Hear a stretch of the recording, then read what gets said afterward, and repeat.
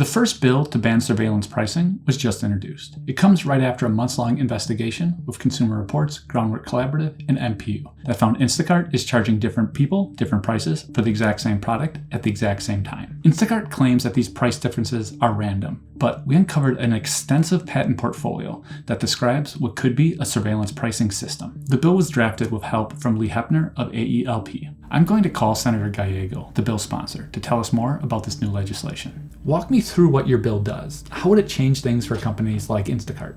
Well, it would make it illegal if they're using surveillance technology or data to give individual prices to one consumer versus compared to the other consumer. This would give the Federal Trade Commission the right to shut down practices that are engaging in surveillance pricing. And then that includes the capability to increase with fines in case there's no compliance. You included a private right of action, which lets consumers sue directly. Why was that important to include? Inherently, the consumer understands there's something is up. They are starting to feel uneasy about how easy it is for people to track what you're buying and potentially what information is being held about you. They also understand that corporations, by their charter, have to maximize profits, and it's a responsibility of elected officials, again, to reset that level to make sure the consumer has as much power and information as possible. Companies might say they're just optimizing prices with algorithms, not targeting individuals. How does your bill address that?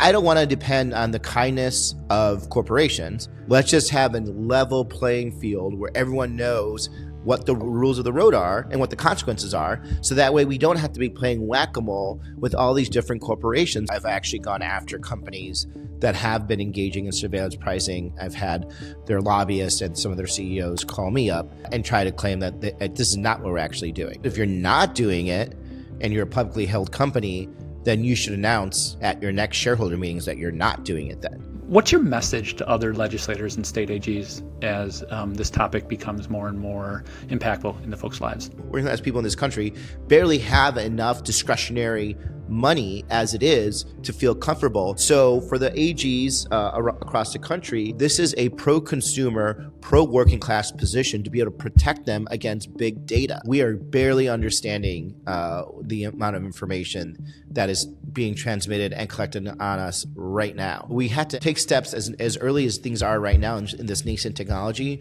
to kind of start putting guardrails on this, because it will get bigger and all-consuming. We've heard an outpouring of comments since we've published this report. If you have something you'd like to share, we'd love to hear from you.